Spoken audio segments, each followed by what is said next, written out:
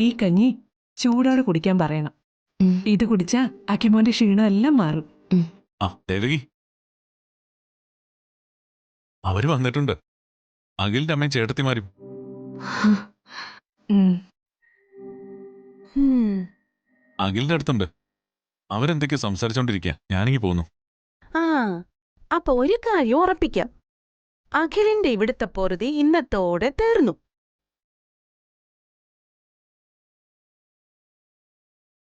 ആ പിന്നെ ശ്യാമേ, അവര് അഖിലിനെ കൂട്ടിക്കൊണ്ടു പോകുമ്പോ നീ തടയാനൊന്നും നിക്കല്ലേ.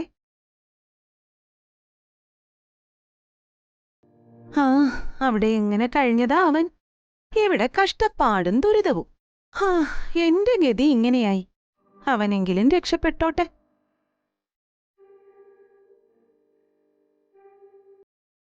വെറുതെ ആ അമ്മയുടെ ശാപം വലിച്ചു വെക്കണ്ട. എന്ത് ചെയ്യണമെന്ന് അവൾക്കറിയാം. നീ ഒന്ന് വായടച്ചു വെക്ക. ആ അല്ലെങ്കിൽ സത്യം പറയുമ്പോ ആർക്കും പിടിക്കില്ലല്ലോ. ജയന്തി, കുറച്ചു സമയത്തേക്കെങ്കിലും നീ ഒന്നും മിണ്ടാതിരിക്കെ. അവര് പോയി കഴിഞ്ഞ് നീ എന്ത് വേണേലും പറഞ്ഞു. കണ്ടോ പണവും മണവും ഉള്ള ബന്ധുക്കൾ വന്നപ്പോ നമ്മളെ ആർക്കും വേണ്ടായേ. ഇവളോട് തർക്കിച്ചു നിന്നാ ശരിയാവില്ല. മോളുവാ, കഞ്ഞി തണുക്കും. കൊമ്പിലെ ബന്ധുക്കൾ വന്നപ്പോ മൂന്നാളുടെയും ഗമ കണ്ടോ.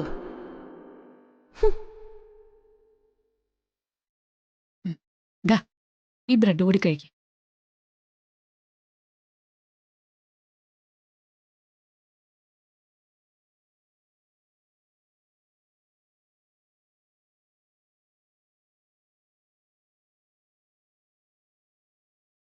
ഒരെണ്ണം കൂടി കഴിക്കടാ. മതിയമ്മേ, മതി. ഒന്നുകൂടി കഴിക്കേ. മതി.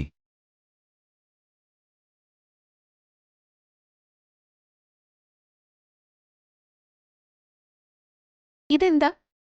കഞ്ഞിയും ചമ്മന്തിയും അഖിലിന് കുടിക്കാൻ കൊണ്ടുവന്നതാ. അമ്മേ, ഇത് കണ്ടോ, അഖിക്ക് കുടിക്കാൻ കൊണ്ടുവന്നേക്കുന്നതാണെന്ന്. ആ, ഇതൊക്കെ കഴിച്ചാ ഇവനിങ്ങനെ സുഖമില്ലാണ്ടായേ.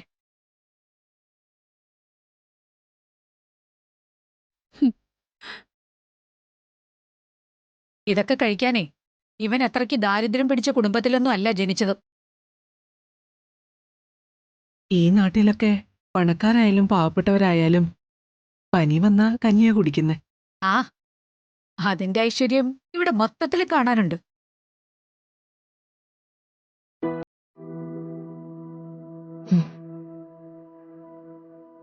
മതിയാക്കമ്മേ, വെറുതെ അതും ഇതൊന്നും പറയാൻ നിൽക്കണ്ട. ഓ, ഭാര്യ വീട്ടുകാരെ പറഞ്ഞപ്പോ നിനക്ക് നൊന്തോ? അമ്മേ, നമ്മളിവിടെ വന്നത് അഖിയെ കാണാനല്ലേ? അതുകൊണ്ട് കണ്ടതും കേട്ടതും ഒന്നും പറയാൻ പാടില്ലെന്നുണ്ടോ? അത്രയ്ക്കങ്ങ് കുറ്റപ്പെടുത്താൻ ഞങ്ങള് കാര്യമായിട്ട് തന്നെ അഖിൽ മോനെ നോക്കുന്നെ. ദേവകി, സംസാരിച്ചത് മതി. വന്നേ. അല്ല, ഒന്നും പറയണ്ടെന്ന് കരുതിയതാ. നിർത്താനാ പറഞ്ഞേ. ഓ, ഞാനൊന്നും പറയുന്നില്ല. കഞ്ഞി പാവങ്ങൾക്കുള്ളതാ.